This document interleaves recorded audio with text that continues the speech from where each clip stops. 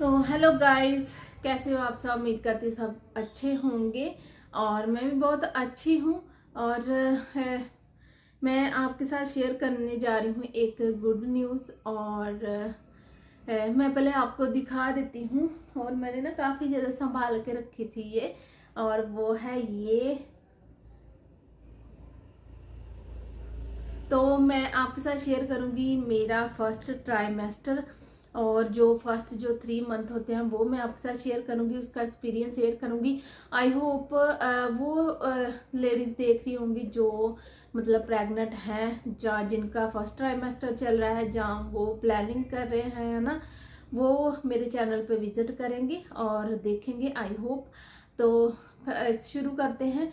तो फर्स्ट जब मुझे पता चला तो मेरे जो पीरियड थे उनकी डेट आने वाली थी।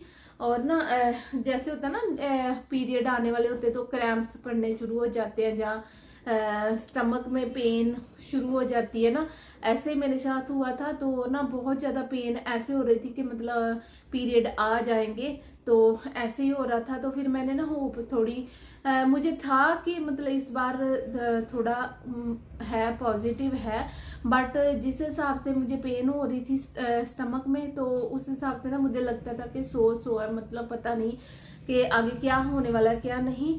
तो मुझे ऐसे लग रहा था कि पीरियड आ जाएंगे, है ना।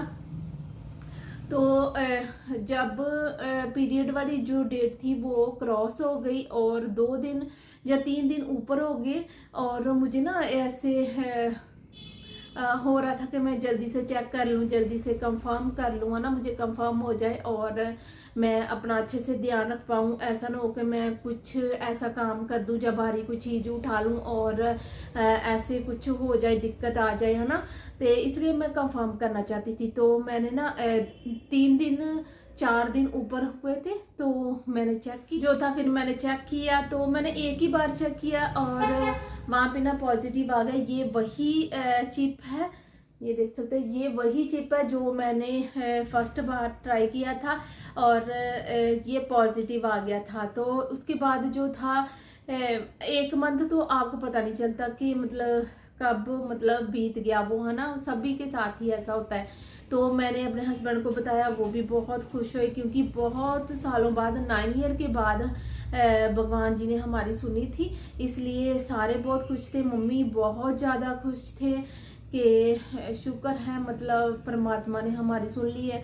तो आगे था कि 6 वीक हो गए थे हमारे और हमने जाना था डॉक्टर के पास। तो हम डॉक्टर के पास गए तो उसने बताया कि आपके 6 वीक हैं, और उसने भी देन टेस्ट किया ना, वो भी टेस्ट करते हैं जब उनके पास जाओ। तो उन्होंने भी टेस्ट किया तो वहाँ पे भी पॉजिटिव आया। वो अपना करते हैं ना, हमारे पे डिपेंड नहीं करते, वो अपना देखते हैं कि मतलब हम अपने क्लिनिक के हिसाब से या हॉस्पिटल के हिसाब से हम कंफर्म कर पाए।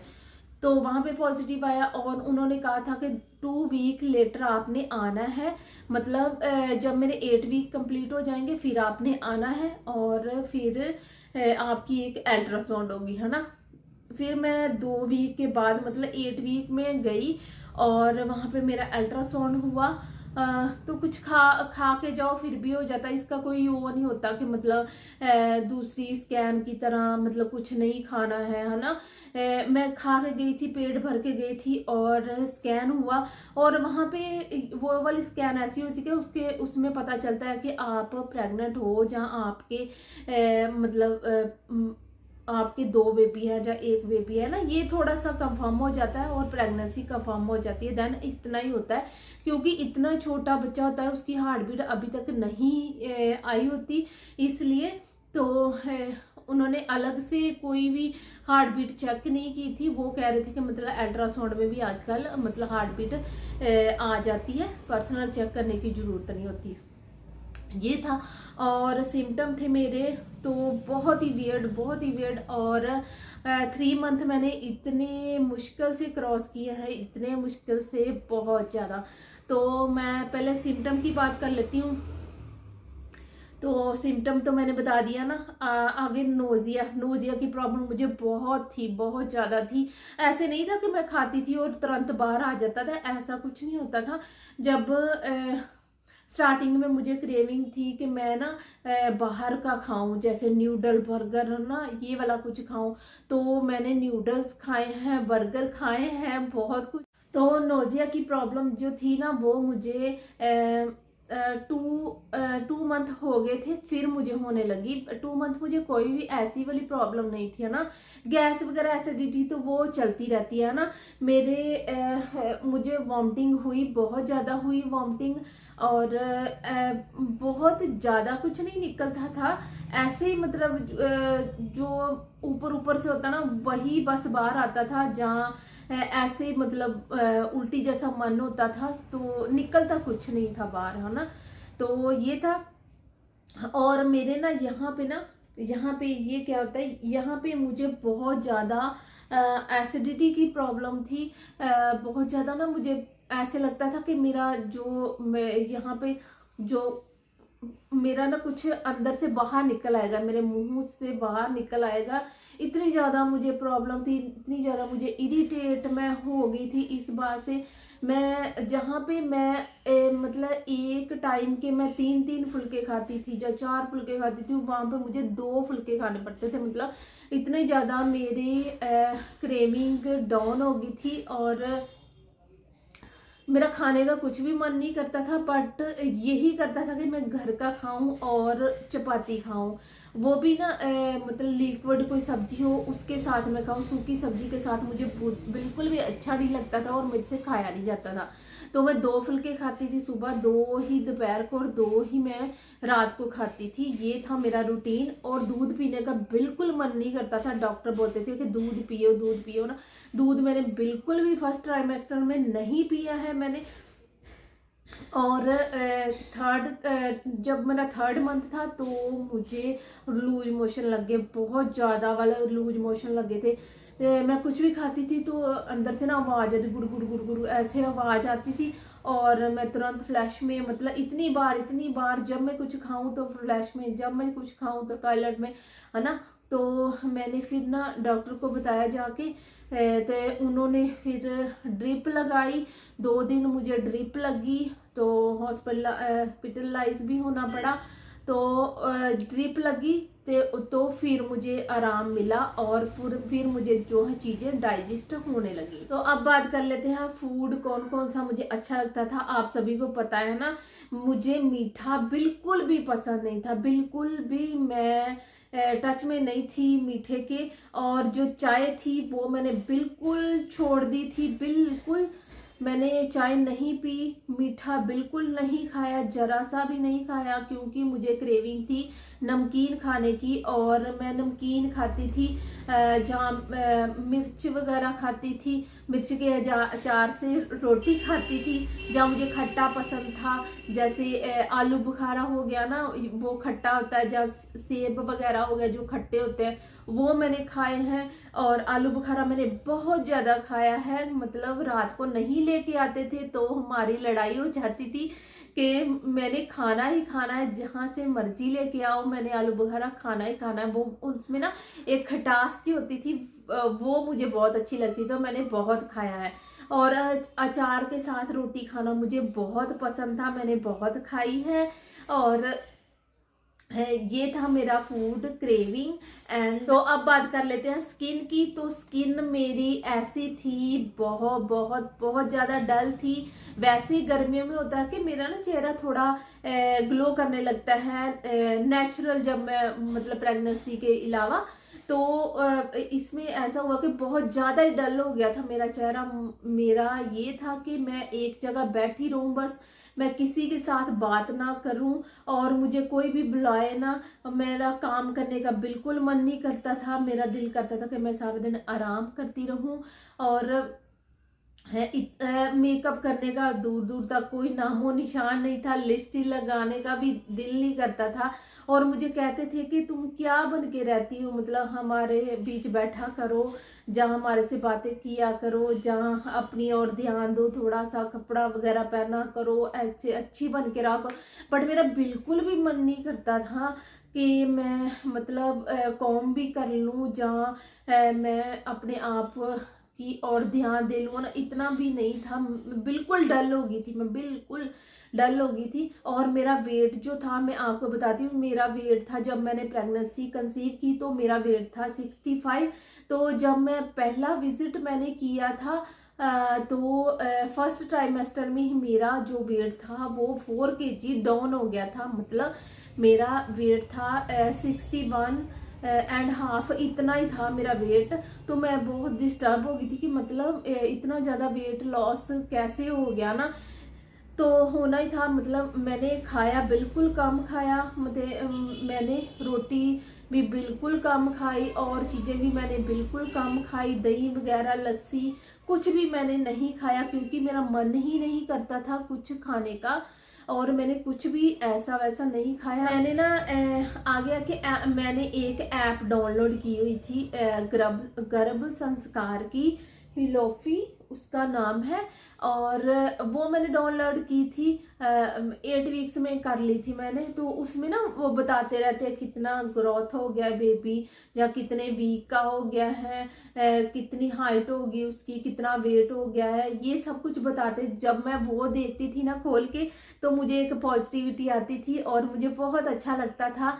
तो कि मतलब बेबी इतना मतलब अच्छे से ग्रो कर रहा है, मैं बेशक कुछ नहीं खा रही हूँ फिर भी मुझे मतलब वो ग्रो कर रहा है ना। तो ये चीज़ें मुझे बहुत अच्छी लगती थी, तो एक ना मोटिवेशन सी मिलती थी।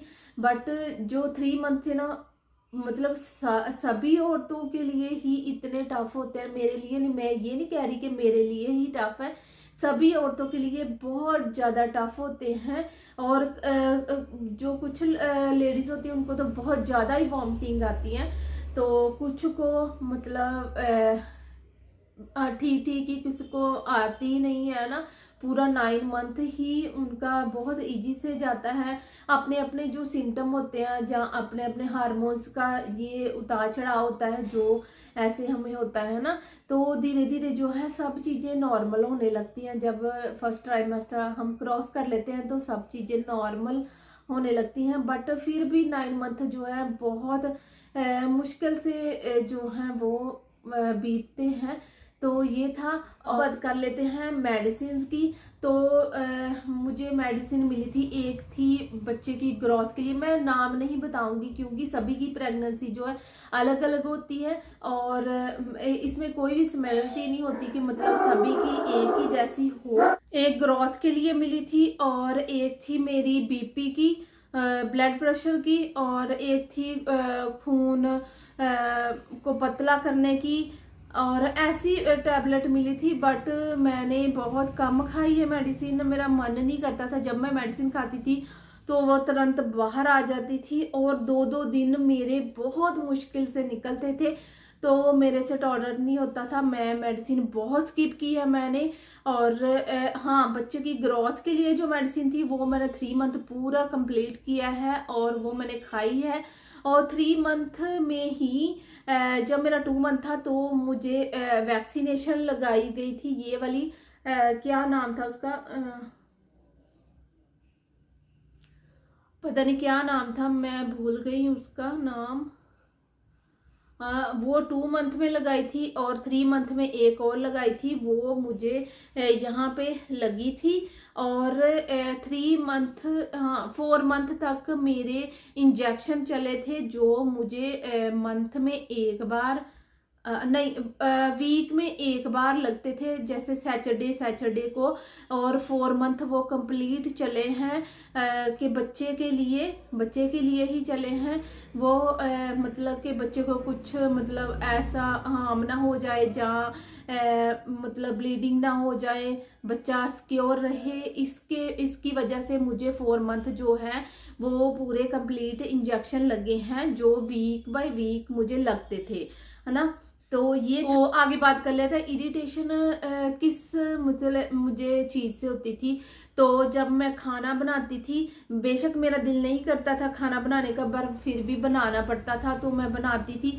तो ऑयल की स्मेल मुझे बिल्कुल पसंद नहीं थी, घी की स्मेल मुझे बिल्कुल पसंद नहीं थी, चाय की स्मेल मुझे बिल्कुल पसंद नहीं थी, चपाती की स्मेल मुझे बिल्कुल पसंद नहीं थी। मैं चपाती खाती थी ना बिल्कुल ऑयल फ्री और सूखा फुल्का खाती थी, दाल वगैरह के साथ, जहाँ सब्जी वगैरह के साथ खाती थी। ऐसी वाली चीज़ों से मुझे बिल्कुल स्मेल अच्छी नहीं लगती थी। कोई पूड़ी वगैरह तल रहा होता था, अपने घर में कुछ बना रहा होता था, तो उसकी स्मेल मुझे बहुत इरिटेट करती थी। मुझे ऐसा लगता था कि अभी के अभी सब कुछ बाहर आ जाएगा, और इतनी ज़्यादा मैं मतलब परेशान थी इन चीज़ों की स्मेल से। मतलब लास्ट में मैं यही कहना चाहूँगी कि जो भी लेडीज़ देख रही हैं, जहाँ उनके हस्बैंड वगैरह देख रहे हैं, तो अपनी जो वाइफ है उनकी बहुत ज़्यादा केयर कीजिएगा और उनका बहुत ज़्यादा ध्यान रखिए। ये पीरियड बहुत बहुत मुश्किल होता है और इसको क्रॉस करना बहुत मुश्किल है, मतलब हाथ खड़े हो जाते हैं